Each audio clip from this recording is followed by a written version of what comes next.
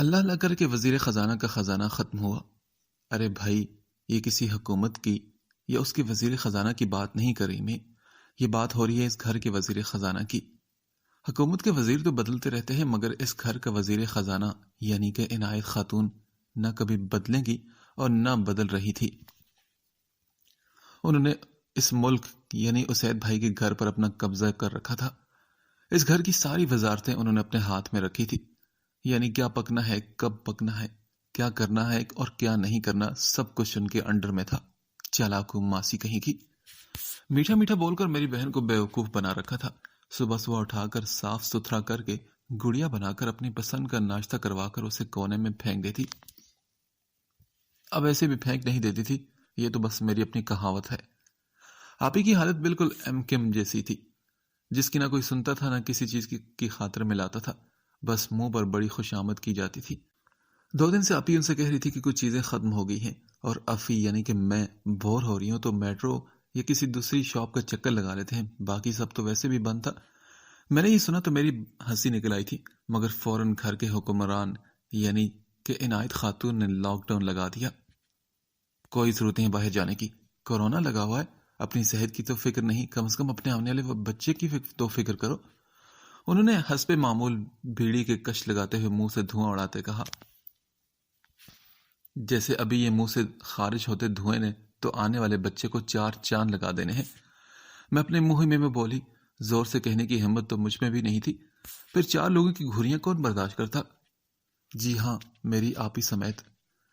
لیکن پھر اچھا ہوا کہ 2 دن بعد عنایت خاتون کا اپنا خزانہ یعنی کہ ان کے پرس میں چھپا ہوا جو پیسے نہیں بلکہ سگریٹ اور چھالیاں وغیرہ تھی وہ ختم ہوا، تو وہ صبح سے ہی نیوز چینل بنی بریکنگ نیوز دیتی پھر رہی تھی کہ چینی ختم، آٹا ختم، آئل ختم، مسالے ختم، سبزیاں اور باقی سب چیزیں بھی ختم ہیں۔ جو اصل چیزیں ختم تھی ان کا نام تو وہ لے ہی نہیں رہی تھی۔ اگر ابھی سامان نہیں لے کر آئے تو دوپہر کا کھانا، شام کی چائے، رات کا کھانا اور رات کی چائے نہیں ملے گی۔ بالآخر انہوں نے اپنا آخری فیصلہ سنا دیا تھا۔ اسید بھائی نے کچن میں آ کر آپریشن کیا اور کتنی ہی چھپائی گئی چیزیں برآمد کی اور قبضے میں لے لی۔ یہ سب کچھ تو پڑا ہے نا امی؟ اسید بھائی تھیلیاں نکال نکال کر سامان دکھاتے ہوئے کہہ رہے تھے۔ ہاں تو بس یہی ہے نا، اب نکال کر پھیلاؤ مت، عنایت خاتون نے غصے سے کہا، اور پھر مجھے دیکھ کر بڑی محبت سے بولی، دیکھا دو کب سے معصوم بچی آئی ہے، گھر میں بیٹھے بیٹھے بور ہو چکی ہے، اسی بہانے چکر لگائے گی بیچاری۔ انہوں نے میٹھی لہجے میں کہا تو میں ایک دم اچھل پڑی۔ 2 دن تو پہلے تک کرو نا اور آج کرو ہاں۔ اب میرے کندھے پر بندوق رکھی گئی تھی تو اسید بھائی بھی مان ہی گئے تھے۔ جب سے کورونا ہوا تھا تب سے نئے کپڑے پڑے سڑ رہے تھے۔ آج پہننے کا موقع ملا تو میں نے اپنے بیگ سے سب سے اچھا اور مہنگا سوٹ نکال کر پہنا اور خوب اچھی طرح سے تیار ہوئی۔ پنک کلر کی لپسٹک لگائی، آنکھوں میں کاجل لگایا، دبئی سے لائی واچ کیس میں سے اپنی سمارٹ واچ نکالی جو اس خوبصورت ڈریس پر بالکل میچ ہو رہی تھی۔ ہاں بھائی، میں بھی دبئی گئی ہوئی ہوں، اب ایسے بھی غریب مسکین خاندان سے نہیں ہوں میں۔ شہر میں سب سے اچھا گھر ہمارا ہے جس میں ٹائل ماربل لگا ہوا ہے، گاڑیاں بھی ہیں، ضرورت کا ہر سامان موجود ہے، ملازم بھی ہے۔ ہاں یہ بات اور ہے کہ اب ہمارے گھر سے بھی زیادہ بڑے بنگلے بن چکے ہیں کیونکہ ان کے گھر میں لوگ بہت ہیں۔ دروازوں پر 4-5 گاڑیاں کھڑی ہوتی ہیں، زیادہ شوشہ دکھاتے ہیں، جبکہ ہمارے گھر میں اکیلی میں ہوں۔ بابا امی تو سادے سے لوگ ہیں، زیادہ شوشہ نہیں کرتے۔ گاڑی بھی 3-4 سال پرانی ہے، بھائی ہے نہیں تو ضرورت نہیں، تو یہ مت سمجھیے گا کہ ہم امیر نہیں۔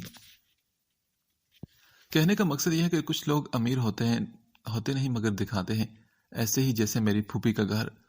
پھوپھو اور ان کی بیٹیاں گھر سے جب نکلتی ہیں تو کیا ان کے ٹھاٹ دکھائی دیتے ہیں، لاکھوں کے موبائل ہاتھوں میں لے کر، سٹائلوں کے چپل، پرس، اچھا ہوا کہ کپڑے نہیں تھے سٹائلوں کے ورنہ وہ بھی ان کے ہی پہنتی۔ یہ سب کچھ اٹھائے، مہنگے ترین کپڑے پہنے، مہنگے میک اپ کو منہ پر تھوپے، اپنی پجاروں میں نوکروں اور گارڈز کے ساتھ ایسے پروٹوکول کے ساتھ نکلتی جیسے پتہ نہیں کہاں کی وڈیریاں ہوں، لیکن اصل میں ان کے ٹوٹے پوٹے پرانے سے گھر میں جہاں پر اچھا سا واش روم تک نہیں، ایک ہی پرانا سا گندا واش روم ہے۔ گھر چھوٹی چھوٹی گلیوں میں بنا ہے جہاں گاڑی کیا اسکوٹر کے جانے کی جگہ بھی نہیں، اور انہوں نے پجارو لے کر رکھی ہے۔ تبھی تو پھوپھو پجارو سے اتر کر ریڈ روڈ سے پیدل گھر تک جاتی ہیں۔ شروع میں پجارو پار کرنے کا الگ مسئلہ تھا، اور پھر رجب اور دگان نہیں، پھوپھو کا اکلوتا بیٹا، اس کے دوست کے مشورے پر اپنے دوست کے گھر میں پارک کرنے لگا۔ اب اس کے دوست کے گھر میں گیراج تو تھا مگر گاڑی نہ تھی۔ ہائے بیچارہ، چلو اس کا گیراج میری پھوپھو کے کام تو آیا۔ ویسے انہوں نے میری جلن میں یہ پجارو لی تھی۔ بچپن سے شوق تھا نا مجھے کہ میں پجاروں میں بیٹھوں، تبھی مجھے جلانے کے لیے پھوپھو نے لی، مگر میں بھی کہا ان کے روب میں آنے والی تھی۔ فوراً اسے دیکھ کر میں نے کہا، پھوپھو گاڑی کا کلر اچھا نہیں ہے۔ میری بات پر ان کی ساری خوشی دھری کی دھری رہ گئی، اور پھر مزید چڑھانے کو میں نے یہ بھی کہہ دیا کہ آپ کی پجارو تو چھوٹی بھی ہے۔ ان کو شدید غصہ آیا تھا میری بات پر۔ اب اس سے بڑی کیا بس لوں میں؟ سیدھا کہہ دیتی کہ میں بس ہی لے آتی۔ اف تو واہ، میں بھی کیا سوچنے لگی۔ ہاتھوں میں کہہ رہی تھی کہ میں بڑا تیار شیرہ ہو کر فائنل سپرے کر کے ماسک چڑھا کر باہر آئی۔ اب لپسٹک تو نظر آنی نہ تھی، ماسک جو میں پہن رکھا تھا، مگر ڈریس اب تو میں اچھا ہوئی تھی نا۔ یہی سوچ کر کہ کیا پتا باہر کسی آئیڈیل لوکیشن پر میرے خوابوں کا شہزادہ مجھے دیکھ کر پسند ہی کر لے۔ لیکن ہے یہ کیا؟ باہر آئی تو بڑے سے عبایا پہنے عنایت خاتون بڑے سے عبائے پہنائے آپی کو گول گول گھما کر اسی سپرے سے ان پر سپرے کر رہی تھی جس سے وہ روز صبح دروازے وغیرہ صاف کرتی تھی۔ ہاں یہ لو۔ انہوں نے ایک اور عبایا پر سپرے پھیر کر مجھے تھما دیا تو میں نے انہیں حیرت سے دیکھتے ہوئے کہا، یہ کیا ہے؟ کیا مطلب؟ پہنو اسے۔ عنایت خاتون اپنا چہرہ نقاب سے ڈھانپتے ہوئے مجھے گھور کر کہا، آپ لوگ پردہ بھی کرتے ہو، اور وہ بھی اسلام آباد میں؟ میں نے حیرت سے پوچھا۔ تبھی آپ ہی نے کہا، نہیں، یہ کورونا سے بچنے کے لیے پہنا ہے، اور تم بھی پہن لو، جلدی سے دیر ہو رہی ہے۔ پر آپ ہی میں کب پہنتی ہوں؟ فون جلدی سے پہنو نا افی۔ آپ ہی نے مجھے گھر کا تو میں منہ بگاڑ کر پہننے لگی۔ اگر مجھے پتا ہوتا کہ مجھے یہاں عبایا پہننا پڑے گا تو میں لڑکانہ سے ہی کوئی خوبصورت سا برانڈڈ عبایا لے آتی۔ میں نے اس پرانے سے عبایا جو شاید آپ ہی کا ہی تھا دیکھ کر کہا، ڈفی، نقاب بھی لگاؤ۔ عنایت خاتون بولی تو میں جل کر بولی، میں ڈفی نہیں افی ہوں، اور اتنا بڑا ماسک لگایا تو ہے، کپڑے بھی چھپ گئے ہیں، اب نقاب بھی چڑھا لوں؟ میں نے چڑھ کر کہا۔ تبھی عنایت خاتون نے آپ ہی سے کہا، یہ دیکھو ڈفی تیار تو ایسی ہوئی جیسے کسی کی دعوت پر جا رہی ہے۔ ہاں تو کیا یہاں پر شاپنگ کرنے کے لیے خالی پیٹ نکل جاتے ہیں؟ میں نے بھی آپ ہی سے کہا تو عنایت خاتون کے انداز میں ہی میں نے یہ بات کہی تھی۔ ارے اسید، پیسے تو دے دیں۔ آپ ہی میری بات کو اگنور کرتے سیدھا اسید بھائی کی طرف چلی گئی۔ ایسا لگ رہا ہے کہ ہم شاپنگ کرنے نہیں بلکہ کہیں ڈاکہ مارنے جا رہے ہیں۔ میں نقاب چڑھاتے ہوئے حسب معمول پھر سے بڑبڑا کر رہ گئی تھی۔ ابھی تھوڑی دیر بعد ہم روڈ پر بھاگ رہے تھے۔ ارے پیدل نہیں، گاڑی میں، بڑی والی گاڑی کو جنید چلا رہا تھا۔ فرنٹ سیٹ پر عنایت خاتون بیٹھی تھی، پیچھے میں اور آپی۔ عنایت خاتون کی فرمائش پر لتا کی آواز میں آپ کی نظروں نے سمجھا چل رہا تھا، اور میں منہ بگاڑے بیٹھی تھی۔ یہی گانا صنم پوری کی آواز میں چلا دیتی تو اچھا نہیں تھا کیا؟ میں منہ ہی میں بولی اور اپنا موبائل نکال کر ہینڈ فری لگا کر اپنے گانوں میں گم ہوگی۔ شیشوں کے باہر دور سے بحری جہاز کے ڈیزائن پر بنا گیگا مال نظر آ رہا تھا، اور یہ لاک ڈاؤن کا ہی اثر تھا کہ موسم صاف تھا۔ دور دور سے ہر چیز صاف دکھائی دے رہی تھی، پہاڑ، آسمان، بادل، پرندے، رستے صاف۔ بس ایک چیز کو دیکھ کر دکھ ہو رہا تھا کہ غریب یہاں بھی بھیک مانگ رہے تھے۔ اس معاملے میں اسلام آباد بھی لاڑکانہ ہی بنا ہوا تھا۔ اتنے بڑے مال میں عنایت خاتون نے ڈھونڈ ڈھانڈ کر اپنے گھر کی ساری ضرورت کی چیزوں کو ٹرالی میں بھر لیا تو میں نے آپ ہی کا ہاتھ پکڑا۔ آپ ہی چلے نا، میں نے اپنے لیے کچھ چیزیں دیکھی ہیں۔ اس سے پہلے کہ عنایت خاتون سامان کا بل کروانے کاؤنٹر پر جاتی، میں عنایت آپ ہی کو کھینچتی ایک طرف لے جانے لگی کہ تبھی عنایت خاتون کی آواز آئی، عنایت بیٹے تم تو تھک گئی ہوگی نا، چلو اب چلتے ہیں۔ ایک تو منحوس ماروں نے بیٹھنے کے لیے سیٹیں بھی نہیں رکھی، انسان چل چل کر ہی تھک جاتا ہے۔ اچھا، میرے سامان لینے کی باری آئی تو تھکنے لگی؟ میں عنایت خاتون کو پورا نظر انداز کرتی عنایت آپ ہی کا ہاتھ پکڑے اس طرف چلنے لگی۔ آج پوری شاپنگ کرتے وقت جن جن چیزوں کو میں نے اب تک للچائی نظروں سے دیکھتی رہی اسی طرف چلی آئی تھی، اور کم شاپنگ تو جنید نے بھی نہیں کی تھی، خاص طور پر ٹی شرٹس اور شارٹس لیے تھے اس نے۔ اچھا تو کم وقت یہاں سے لیتا ہے۔ میرے لیے بھی کچھ رنگ برنگی پینٹیں تھی جن پر میری نظریں کب سے تھی، اور میں یہ موقع کھونا نہیں چاہتی تھی۔ پھر میں رکی نہیں، رنگ برنگی پینٹیں، face wash, shampoo, conditioner, bleach cream اور بھی نہ جانے کیا لے کر جب میں کاؤنٹر پر پہنچی تو عنایت خاتون موڈ آف کیے بحث کر رہی تھی۔ میں نے جلدی سے اپنی چیزیں ٹرالی کے اندر رکھ دی کہ کہیں میری چیزیں دیکھ کر عنایت خاتون کا بگڑا ہوا موڈ اور نہ بگڑ جائے. پھر جنید کو دیکھنے لگی جو بگڑے موڈ کے ساتھ عنایت خاتون کو دیکھ رہا تھا. میں اسی لیے نہیں آتا آپ لوگوں کے ساتھ. میں نے آپ ہی کو سے پوچھا کیا ہوا ہے؟ کچھ نہیں، وہی ہوتا ہے، وہی جو ہمیشہ آخر میں ہوتا ہے، کسی نہ کسی چیز پر بحث. عنایت خاتون ریٹس کے اوپر بحث کر رہی تھی. دیکھو جنید، ایسے ہی تو لوٹتے ہیں لوگ. دیکھو تو اتنا بڑا بڑا لکھا ہوا ہے کہ یہ چاول 120 روپے کلو ہیں تو بل میں 150 روپے لکھ دیے. ہم لوگ نہ دیکھتے تو لٹ جاتے. پتہ نہیں کتنے لوگ اس سے لٹ جاتے ہوں گے، مگر میرے اور صحت کے پیسے فالتو نہیں جو ایرے غیروں کو دے دوں. وہ بغیر کسی لحاظ کے بولے جا رہی تھی. پھر برا ہوا جو انہوں نے میری چیزوں کو گھورنا شروع کیا. اور ڈفی، ہم یہ شیمپو استعمال نہیں کرتے. عنایت خاتون نے جا کر میرے ہی پسندیدہ شیمپو برانڈ پر اعتراض کیا اور اٹھا کر کاؤنٹر پر پٹخ دیا. میں بھی ایک دم چیخی اور اس سے پہلے کہ میری ایک ہی چیز اٹھا کر پھینکتی میں نے اپنی چیزیں اپنے آغوش میں بھر لی، جیسے مرغی اپنے چوزوں کو پروں کے اندر بھر لیتی ہے، اور ساری چیزیں میں نے دوسرے کاؤنٹر پر رکھ دی. ارے تو شیمپو گھر میں اتنے سارے پڑے ہیں، ابھی لیے بھی ہیں، پھر کیا ضرورت ہے ایک نئے شیمپو کی تمہیں؟ عنایت خاتون مجھے دیکھتے ہوئے بولی تو میں نے کہا میں یہی استعمال کرتی ہوں آنٹی. آپ کے شیمپو 2 ہفتوں سے استعمال کر کے میرے بال چڑیا کا گھونسلہ بن چکے ہیں، اور میں نے ایک نہیں 2 شیمپو لیے ہیں اور ایک کنڈیشنر بھی. میں نے بھی ٹرالی میں پڑے شیمپو اور کنڈیشنر اٹھا کر ان کو دکھا کر دانت پیسے، اور آپ ہی کی لاکھ منع کرنے کے باوجود اپنا بل میں نے خود پے کیا اور اپنے شاپر لے کر کونے میں کھڑی ہو گئی. نادیہ آپ ہی کو شاید برا لگا تھا عنایت خاتون کا میرا شیمپو پٹخنا، اور فیل تو جنید نے بھی کیا تھا. تبھی وہ سید بھائی کے پیسوں سے بل دینا چاہتی تھی مگر میرے انکار کرنے پر ناراض ہوگی. ویسے بل اتنا کچھ زیادہ خاص نہیں آیا تھا، بس 4800 روپے ہی تھا، جبکہ اسید بھائی نے میرے لیے انہیں 10,000 روپے دیے تھے مجھے کچھ لے کر دینے کے لیے. ان میں سے تو میں پورے 10,000 روپے خرچ کرواؤں گی، اور وہ بھی اپنے کپڑوں پر اور ان کی سلائی پر. میں نے فلیٹ کے اندر ٹیلر کی شاپ دیکھ رکھی تھی. پورے 10,000، بلکہ میں اس سے زیادہ خرچ کرواؤں گی، دیکھ لینا تم آنٹی. پھر عنایت خاتون کی ضرورت کا سامان خرید کر ہم گھر پہنچے تو شام ہو چکی تھی، اور دروازے پر ہی انہوں نے ہمیں اسپرے کیا، جوتے اتروائے، عبایا اتروائی اور پھر مشین میں ڈال کر دھوئی. جنید مجھے اور آپی کو نہانے کی فوراً ہدایات دے کر وہ خود بھی جاتے وقت بولی سنو سکون سے نہانا. اس دن عنایت خاتون کے ساتھ شاپنگ کر کے میں نے تو توبہ کر لی تھی. آئندہ ان کے ساتھ شاپنگ پر نہیں جانا، پیسے بھی مجھے بھرنے پڑیں گے.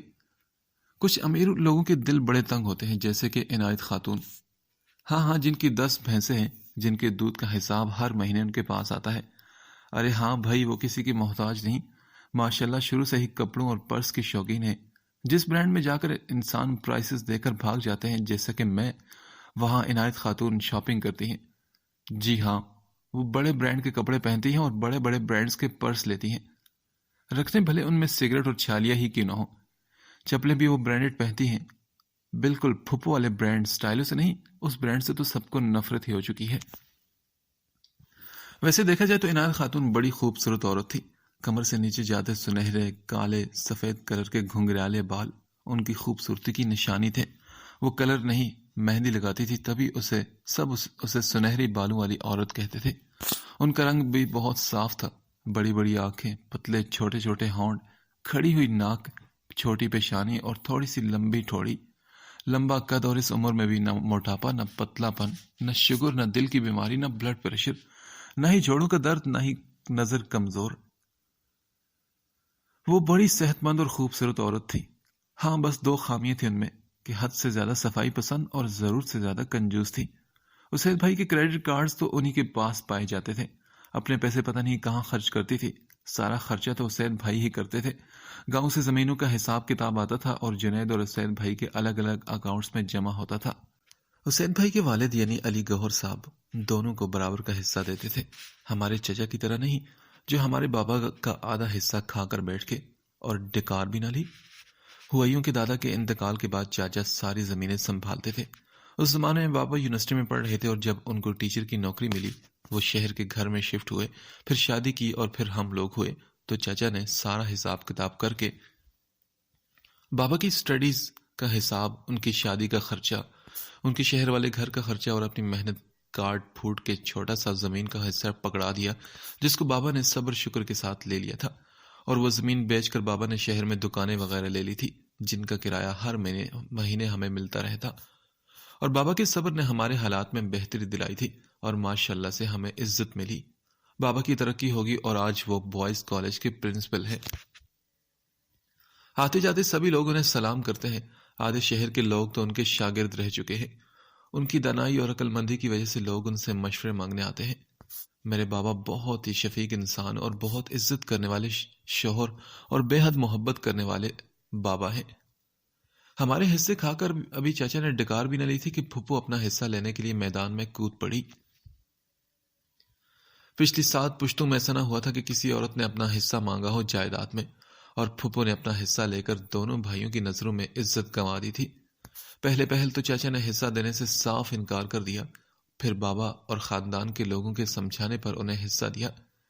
چاچا کا نہ دیتے مگر پھپھو کے کوسنے اور بد دعاؤں سے ڈر کر انہیں دینا پڑا، اور تب سے آج تک وہ دونوں ناراض ہیں۔ پھپھو نے اسی حصے سے یہ پجارو لی تھی۔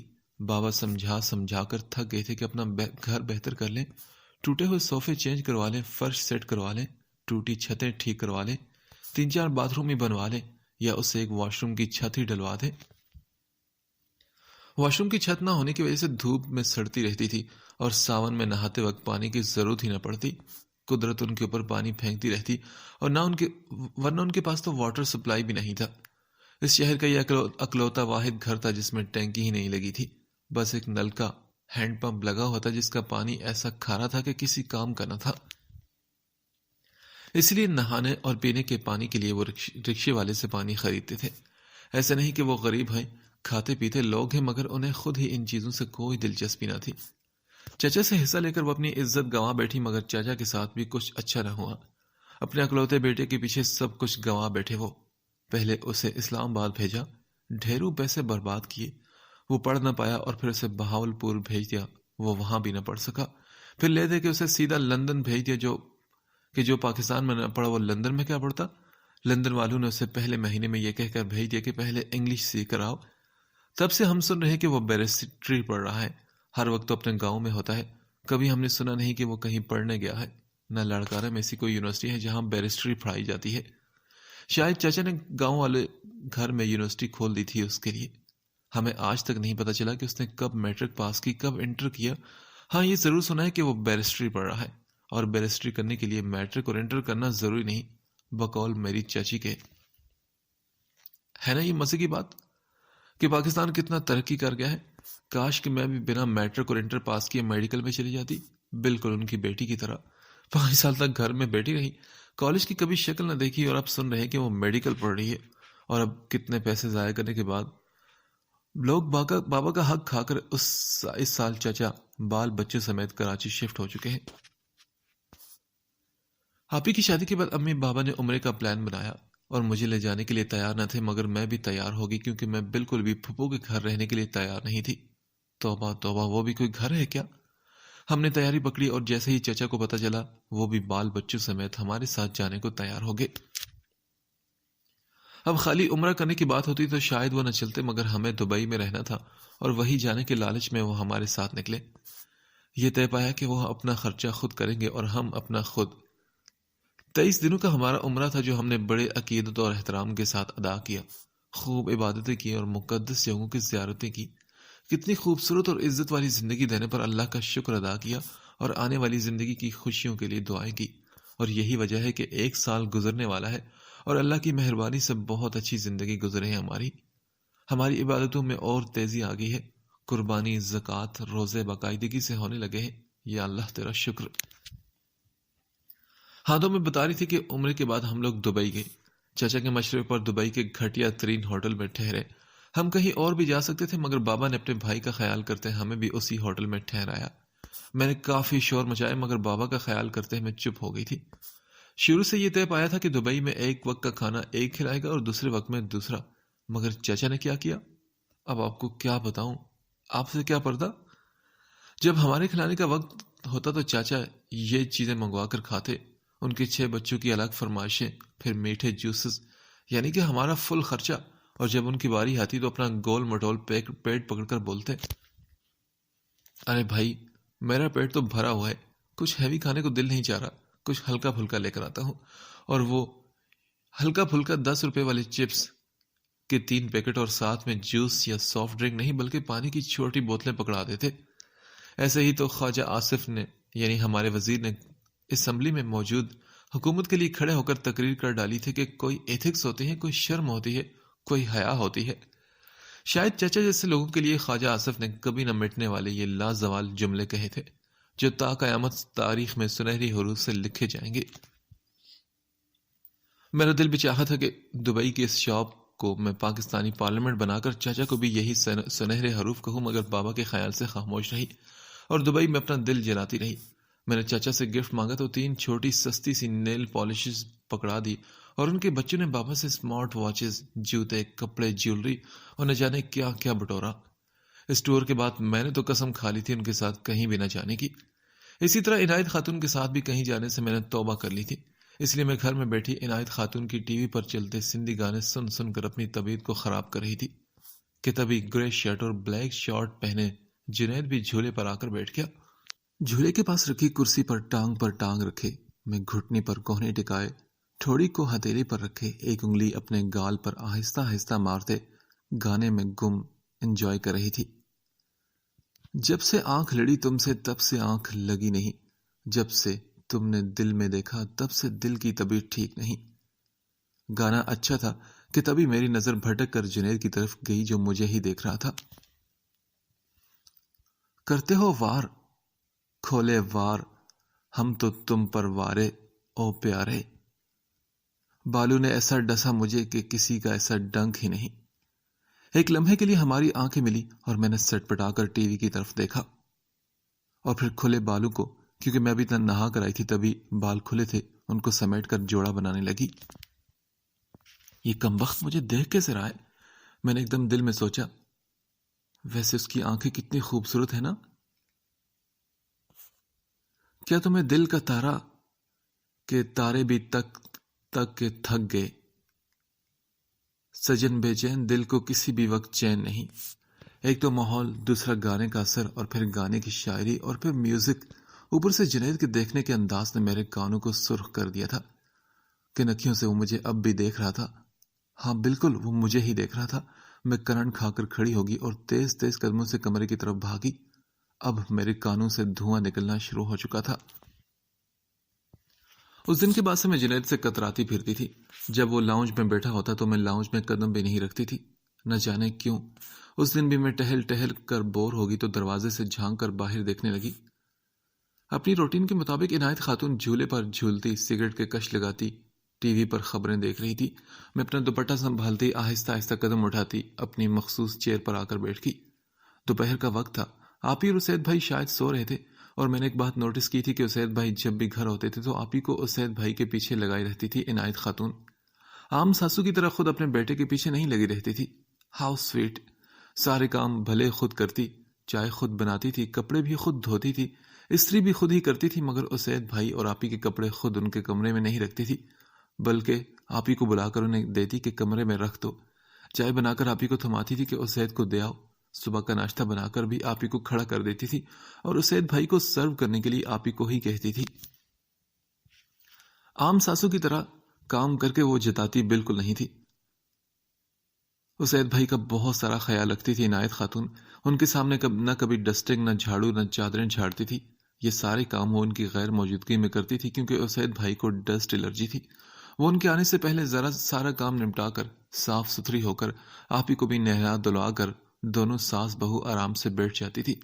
اسید بھائی کے آنے کے بعد کھانا وانا کھا کر وہ لوگ آرام کرتے, اور اب تو لاک ڈاؤن کی وجہ سے زیادہ تر اسید بھائی گھر ہی میں ہوتے تھے اور اپنے کمرے میں ہی آرام کرتے رہتے تھے. عنایت خاتون خود لاؤنج میں بیٹھی ہوتی تھی. کبھی آپ ہی آ کر لاؤنج میں بیٹھتی تو آپ ہی کو یہ کہہ کر واپس بھیج دیتی کہ اندر کمرے میں جاؤ, اسید کو اکیلا مت چھوڑو.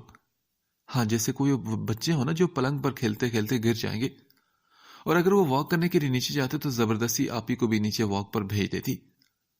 بقول آپ ہی کے یہ ان کی محبت تھی, مگر میرے مطابق وہ کسی کا اپنے پاس بیٹھنا پسند نہیں کرتی تھی. شاید وہ تنہائی پسند ہو گئی تھی. میں نے ایک بات نوٹس کی تھی کہ ان کے خاندان میں کچہری کرنے کا کانسیپٹ نہیں تھا. نہ ہنسی مذاق, نہ کہکے, نہ کچہری جو ہمارے سندھی کلچر کا حصہ ہے. یہاں ایسا کچھ بھی نہیں تھا.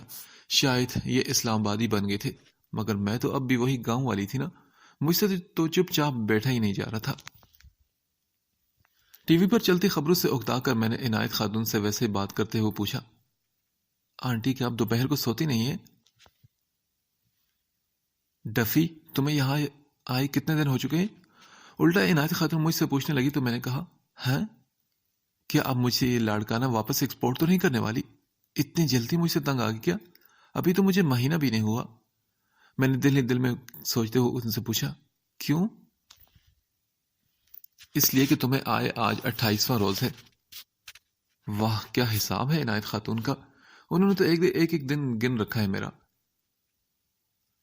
مجھے بتاؤ کیا ڈفی، کیا تم نے کبھی مجھے دوپہر میں خراٹے مارتے ہوئے دیکھا ہے؟ نہیں تو، میں نے کچھ سوچتے ہوئے اپنا سر نہ میں ہلایا۔ پتہ نہیں یہ رات کو بھی سوتی ہیں کہ نہیں، میں مسلسل دل ہی دل میں سوچ رہی تھی، کیونکہ میں نے ان کو اکثر رات کو بھی ٹانگ پر ٹانگ چڑھائے چارپائی پر لیٹا دیکھا ہے، اور حیرت انگیز طور پر ان کی ٹانگیں ہلتی بھی نہیں تھی۔ پتہ ہی نہیں چلتا تھا کہ وہ جاگ رہی ہیں کہ سو رہی ہیں۔ کتنی دفعہ رات کو چائے پینے کا موڈ ہوتا، پر مجال ہے کہ جو ہمت ہوتی میری۔ چائے کا ایک مخصوص ٹائم تھا، اور اس ٹائم کے علاوہ مجال ہے جو کبھی چائے بنی ہو۔ ویسے آنٹی آپ کبھی تھکتی نہیں ہیں کیا؟ میں نے ایویں پوچھ لیا، اپنی بوریت بھی تو دور کرنا تھی۔ تبھی وہ بولی، کبھی بھی نہیں، اللہ کا شکر ہے۔ اچھا، ویسے آپ کو رائٹر کون سی پسند ہے؟ میں نے حامد میر کی طرح ان کا انٹرویو لینا شروع کیا۔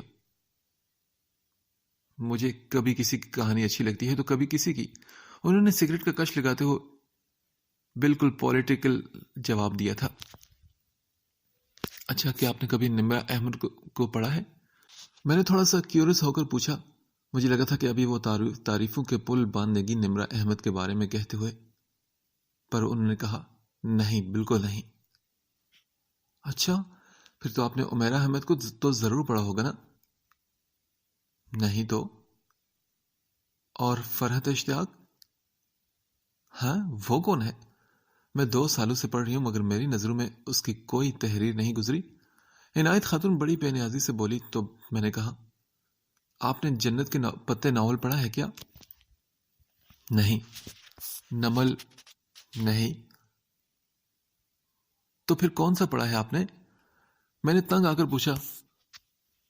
یعنی آپ نے کچھ بھی نہیں پڑھا نا؟ نہ آپ کو سالار سکندر، جہاں سکندر، فارس، سعد، عمر کسی کا نہیں پتا نا؟ ہیں یہ کون ہے سب؟ ان کی معصومیت دیکھنے والی تھی اور میری اپنے سر پیٹنے والی۔ اوف آنٹی، تو پھر آپ آخر پڑھتی کیا ہے؟ میں نے پریشان ہو کر تنگ آ کر پوچھا۔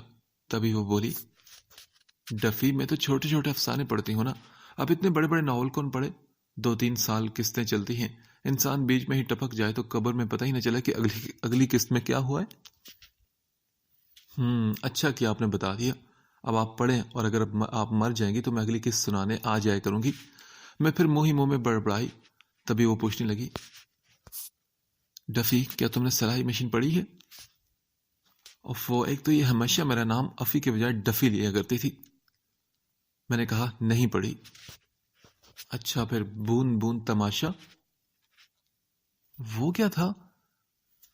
اچھا، 2 کوڑی کی عورت؟ وہ کون تھی؟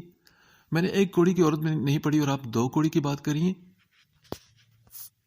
اچھا ڈفی، یہ بتاؤ 60 پڑھا ہے تم نے؟ نہیں آنٹی، ابھی تو میں خود سڑی ہوئی، اور ستی گئی تو تیل لینے۔ میں ایک دم جھٹکے سے اٹھ کھڑی ہوئی۔ ڈفی بات سنو۔ ابھی میں مڑی ہی تھی کہ ان کی آواز پر پلٹ کر انہیں دیکھنے لگی۔ میں نے خالی گھر پڑھا ہے۔ انہوں نے ایسے بتایا جیسے میں یہ سن کر ناچنا شروع کر دوں گی۔ اف، میں نے اپنا سر پیٹ لیا۔ یہ گھر بھی کسی خالی گھر سے کم نہیں، اور اس خالی گھر کا ایوارڈ جاتا ہے عنایت خاتون کو۔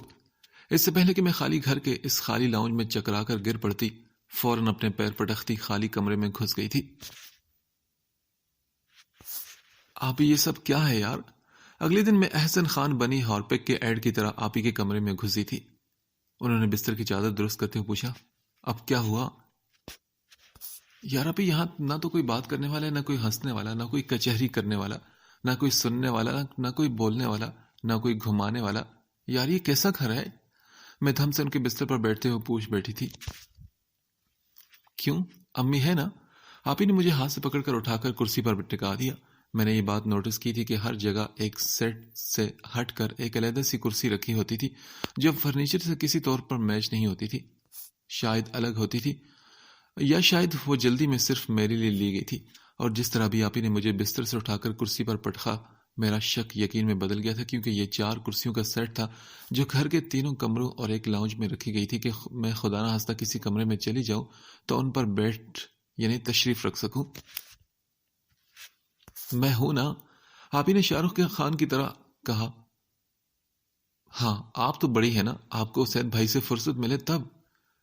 میں نے برا سا منہ بناتے ہوئے کہا۔ تو آپی نے کہا، ہاں تو پھر امی تو ہے نا۔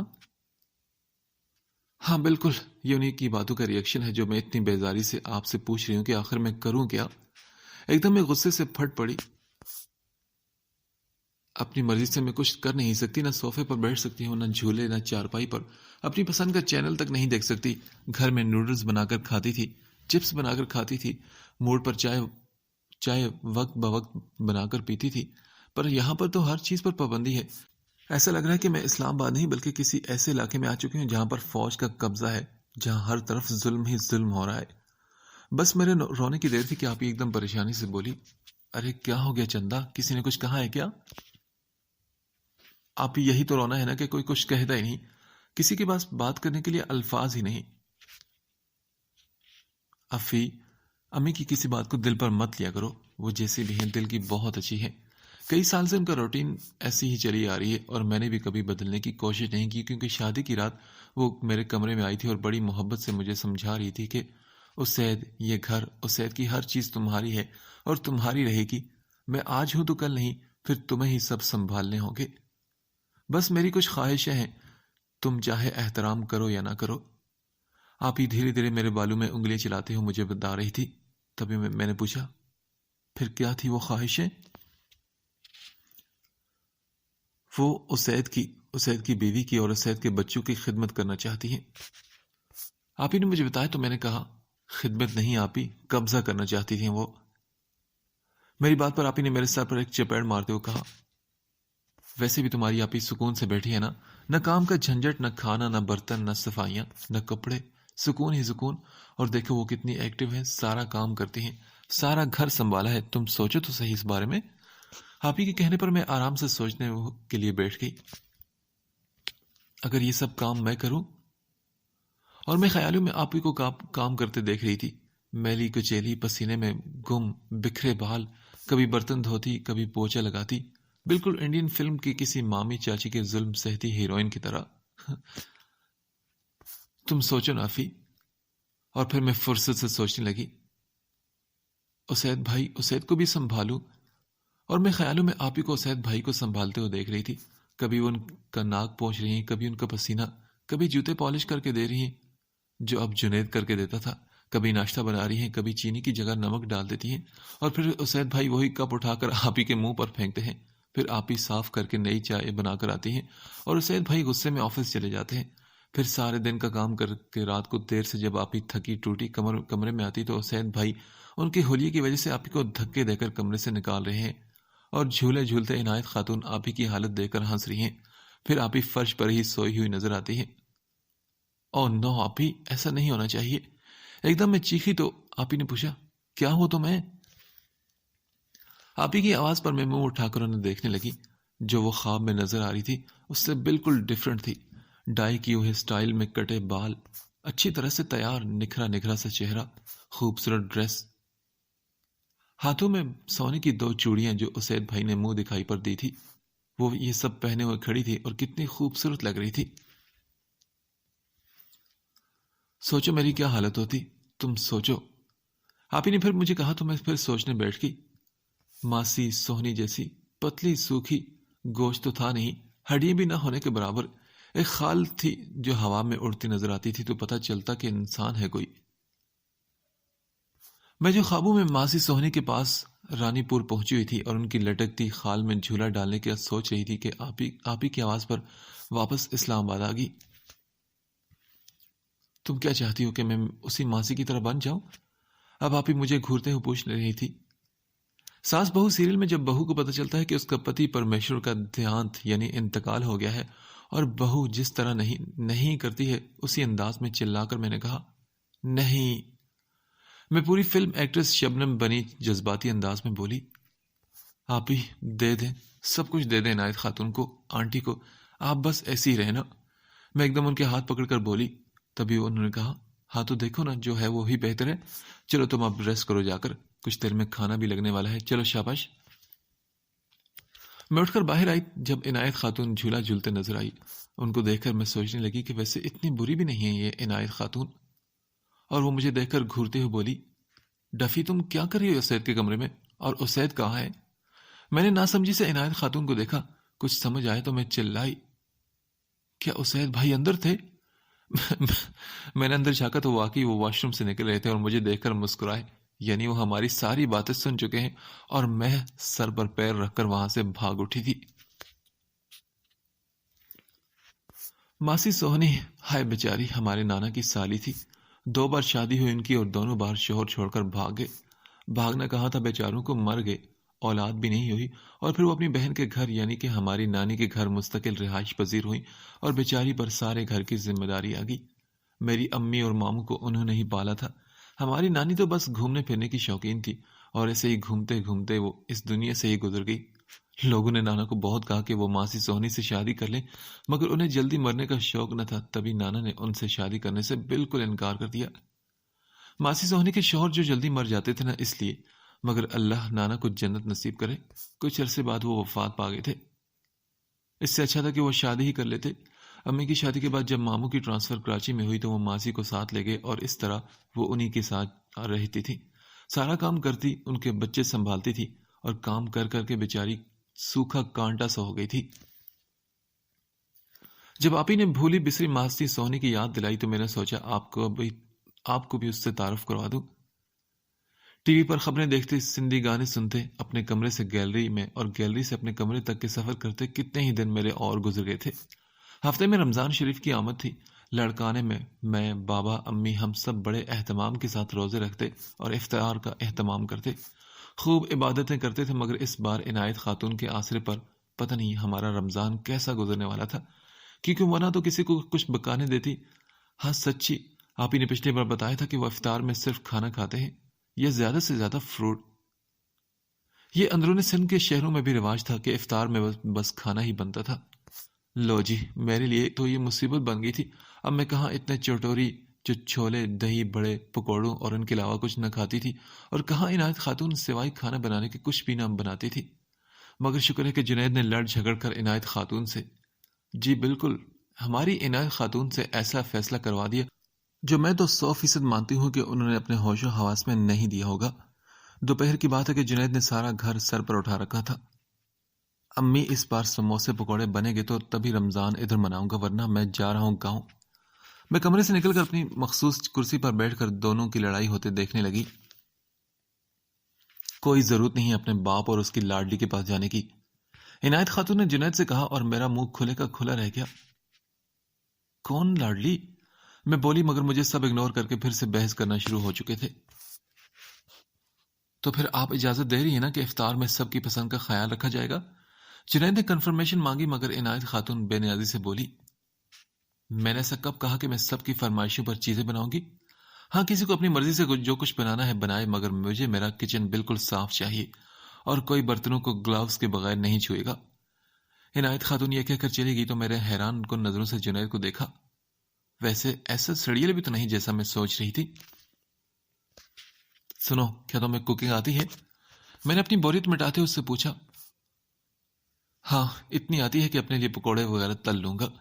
وہ جھولے پر بیٹھے ہوئے بولا اور ریموٹ سے ٹی وی آن کرنے لگا. ویسے میں بھی کوکنگ کر سکتی ہوں. میں نے پوچھا تو اس نے مجھے دیکھا.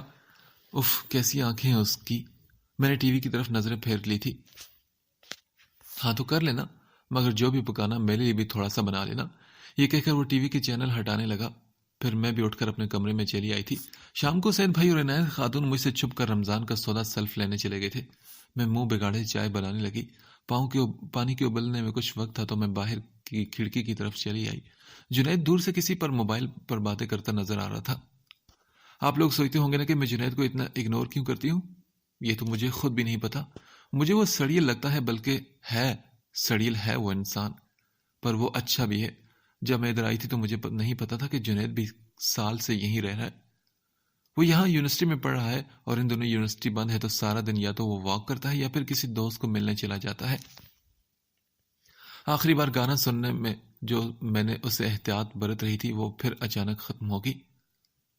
ابل کر پانی گرا تو میں سٹوو کی طرف بھاگی. جنید بھی تبھی اندر داخل ہوا.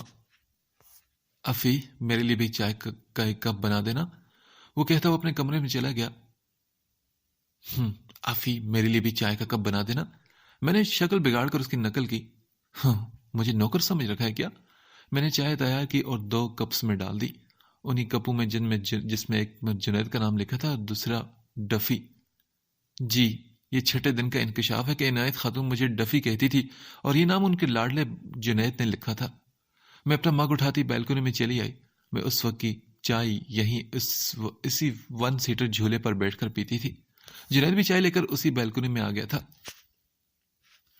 چائے کے لیے شکریہ. اپنا مگ ہونٹوں سے لگاتے اس نے چائے کا سپ لیا.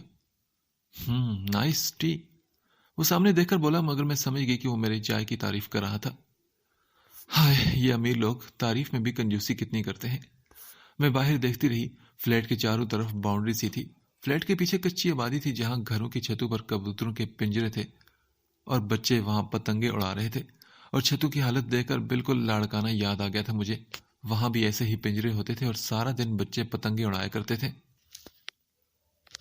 یہ اسلام آباد میں بھی کچی آبادیاں ہوتی ہیں کیا؟ یہ راول پنڈی ہے میڈم. ہاں، یہ راول پنڈی ہے؟ یہ کیا بات ہوئی؟ میں تو سمجھی کہ یہ اسلام آباد ہے. یہ جو اسلام آباد ایکسپریس وے ہے نا، یہ اس کی طرف اسلام آباد ہے، اس طرف راول پنڈی. زیادہ فرق نہیں ہے. اچھا، لیکن یہاں کے لوگ ایسے روڈ ہیں جیسے اسلام آباد میں رہتے ہو. میں نے ایک ٹھنڈی آہ بھرتے ہوئے کہا. ہائے، یہاں پر تو ہاشم کاردار رہتا ہے، زمر، فارس، ہمارا سعدی، پتہ نہیں کہاں رہتے ہوں گے یہ سب. وہ تو اسلام آباد میں رہتے ہوں گے نا، اور ہم ادھر راول پنڈی. میں مسلسل بڑبڑا رہی تھی. تبھی جنید نے میری باتیں سن کر پوچھا، ہیں کون یہ لوگ ویسے؟ کیا تمہارے رشتہ دار ہیں؟ ہائے، ایسے ہائی فائی کلاس کے لوگ میرے رشتہ دار؟ میں نے برا سا منہ بنا کر کہا. میرے تو 2 ہی رشتہ دار ہیں، ایک پھپھو زکیہ ود فیملی اور دوسرا چچا غلام شبیر ود فیملی. اچھا، وہ مجھے یاد ہے کہ بیرسٹر دانیال تمہارا کزن ہے نا. وہ عام سے لہجے میں بولا تو میں حیران ہو کر بولی، یہ کون ہے؟ ارے تمہارے چاچا کا بیٹا، اور کون؟ اچھا، وہ کہاں ملا آپ کو؟ ملا تھا ایک دوست کے پاس. سنا ہے کہ بہت ہی بڑا مشہور بیرسٹر ہے. جنید کا یہ کہنا تھا کہ میں زور سے ہنسی. وہ ماموں بڑا بیرسٹر؟ کون ماموں؟ وہ تو کزن ہے تمہارا. جنید نے حیران ہو کر پوچھا. ارے نہیں، وہ ماموں ہے میرا. ایسے دھوبڑے کزن کہلانے کے لائق نہیں. کزن تو ہوتے ہیں محبت، دل پہ دستک، میں، معید، زہا، عماد، نگین، انس، جن کو آن کرتے بندہ فخر بھی کرے. اب یہ بھی کوئی کزن ہے کیا؟ اس کو یاد کرتے مجھے ایک دم سے جھرجھری سی آ گئی تھی. لڑکی، کیا بول رہی تم؟ ہاں، کیا واقعی وہ تمہارا کزن نہیں؟ جنید نے آنکھیں پھیلاتے ہوئے مجھ سے پوچھا. ویل، ہے تو میرا کزن ہی. جب سے اس کی بڑی بہن کی شادی ہوئی، اس کے بچے ہوئے اور پھر ان بچوں نے اسے ماموں کہنا شروع کیا تو میں نے بھی اسے ماموں ہی کہنا شروع کر دیا. میں نے ناک سے مکی اڑاتے ہوئے اسے بتایا. اگر میں اسے ماموں نہ بناتی تو کب کا اس نے رشتہ بھیج دیا ہوتا میرے لیے. یہ بات میں نے دل ہی دل میں بڑبڑائی تھی کیونکہ ایسے کرنا میری عادت تھی. واو، امیزنگ. ویسے اسے ماموں بنانے پر کسی نے اعتراض نہیں کیا؟ نہیں تو وہ میری کسی بات پر کوئی اعتراض نہیں کرتا کیونکہ میں تھوڑی وکری ٹائپ کی ہوں نا. ہاں، یہ تو ہے. تم بھابھی سے تھوڑی ڈیفرنٹ ہو. تمہارا مزاج کافی الگ ہے کیونکہ بھابھی تھوڑی سی ریزرو اور سنجیدہ مزاج کی ہیں. ریزرو اور سنجیدہ، اور وہ بھی میری آپ ہی؟ میں نے ایک دم سے اس کی بات سن کر آنکھیں پھیلائی تھی. تبھی میں نے کہا، اور آپ کا اپنے بارے میں کیا خیال ہے؟ اسید بھائی، عنایت خاتون، آنٹی، آپ سب کس مزاج کے ہیں؟ آپ ہی سنجیدہ مزاج آپ لوگوں کے ساتھ رہ کر ہوگی، ورنہ کوئی نہیں تھی وہ سنجیدہ مزاج. میں بولنے پہ آئی تو بولتی چلی گئی، ہاں پتہ نہیں کیوں ہم عام لوگوں کی طرح کچہری وغیرہ نہیں کرتے، ہنستے بولتے بھی نہیں۔ جنید نے کندھے اچکاتے ہوئے اعتراف کیا تھا۔ تبھی میں اس کی طرف پوری طرح گھوم کر پوچھنے لگی، لیکن کیوں نہیں کرتے آپ یہ سب؟ شاید ہم نارمل نہیں۔ ہاں یہ کیا بات ہوئی؟ افی، کیا تم نے کبھی کچی مٹی سے برتن بنتے دیکھے ہیں؟ اس نے بالکنی کی گرل پر کونیاں ٹکا کر نیچے جھکتے ہوئے پوچھا۔ میں نہ سمجھی سے اسے دیکھنے لگی۔ پتہ ہے، جب کمار ایک کچی مٹی کا لوتھڑا اٹھا کر پھرکی پر رکھتا ہے تو یہ اس کے دماغ میں ہوتا ہے کہ اسے اس مٹی کو کیا بنانا ہے۔ خواہ وہ کوئی برتن بنائے گا یا پیالہ بنائے گا، سراہی بنائے گا، تو وہ کمہار اس مٹی کو اپنے حساب سے وہ شیپ دے گا، پھر وہ برتن بنتے جائیں گے۔ ایسے ہی ہماری پرورش اس ماحول میں کی گئی، ہمیں ویسے ہی بننا تھا۔ ہم کبھی عام بچوں کی طرح والدین کے ساتھ پل بڑھ کر ہنستے بولتے کھیلتے کودتے گھومتے پھرتے بڑے نہیں ہوئے۔ اسید بھائی الگ طرح سے رہ کر بڑے ہوئے تو میں الگ طرح سے۔ اسید بھائی بہت ہی لاڈ پیار، امی کی بے انتہا توجہ اور محبت سے پلے بڑے، تو ان کے حساب سے جو ان کے اندر خامیاں رہ گئی تھی وہ خامیاں دور کرنے کے لیے مجھے پھر اس کے بالکل الٹ طریقے سے پالا گیا۔ اور ہم دونوں کے اندر جو خامیاں رہ گئی یہ وہی ہیں جو تمہیں سنجیدہ دکھائی دے رہی ہیں۔ اس وجہ سے نہ کبھی ہمارے دوست بنے نہ بنائے، ہمارا سارا وقت گھر میں گزرتا تھا۔ اسکول کالج کے بعد بھی ہم گھروں میں ہی ہوتے تھے۔ یہ کورونا تو اب آیا ہے مگر ہماری زندگی میں تو کورونا ہمیشہ سے تھا۔ نہ کوئی ہمارے پاس آتا اور نہ ہم کسی کے پاس جاتے تھے، اور اس کی وجہ تھی ہماری امی جو حد سے زیادہ صفائی پسند تھی۔ اسید بھائی کی نازک مزاجی کی وجہ سے بابا نے مجھے امی سے الگ کر دیا تھا۔ میں زیادہ تر بابا کے ساتھ یا پھپھو کے ساتھ رہتا تھا۔ پھر ایک دن میں بیمار ہو گیا اور امی لڑ جھگڑ کر مجھے پھپھو کے گھر سے لے آئی۔ پھر میری روٹین بھی اسید بھائی کی طرح ہوتی چلی گئی۔ ہم بوائل پانی کے علاوہ کچھ بھی نہیں پی سکتے، امی کے علاوہ کسی اور کے ہاتھ کا بنا کھا نہیں سکتے، عام بچوں کی طرح امی کو گلے نہیں لگا سکتے۔ وہ بنا کہیں ہماری ساری فرمائشیں پوری کر دیتی تھی۔ بچپن سے ہی جو روٹین چلی آ رہی تھی آج تک وہی چلی آ رہی ہے۔ نہ ہم نے بدلنے کی کوشش کی اور نہ ہی کبھی بدلنے کی ضرورت پڑی۔ جنید آہستہ سے کہہ رہا تھا اور میں پوری توجہ سے اس کی بات سن رہی تھی۔ ابھی میں کچھ کہتی کہ اسید بھائی کی گاڑی سامنے رکی۔ جنید مجھے مگ تھما کر نیچے سامان اٹھانے جانے لگا اور میں مگ پکڑتی اندر بھاگی۔ اس سے پہلے کہ عنایت خاتون مجھے اپنے بیٹے سے باتیں کرتے دیکھتی یا کچن کا حال دیکھتی، میں نے جلدی سے مگ دھو کر کچن کی طرف دیکھا۔ سب کچھ سیٹ تھا مگر عنایت خاتون آتے ہی وہ چلائی، ہائے میرا کچن! وہ تیز سے قدم اٹھاتی اس داغ پر آئی جو اتنی دور کھڑی انہیں نظر آ گیا تھا مگر پاس کھڑے مجھے بھی نظر نہیں آیا تھا۔ پہلے دن ہی اتنا کچرا پھیلا دیا! عنایت خاتون ذرا سے چائے کے داغ کو کچرا بول رہی تھی۔ میں نے ٹیشو پیپر سے وہ داغ صاف کر دیا۔ اتو سا تو داغ تھا، کیسے منہ بھر کے کچرا کہہ دیا؟ میں پھر سے ایک بار دل میں بڑبڑائی تھی۔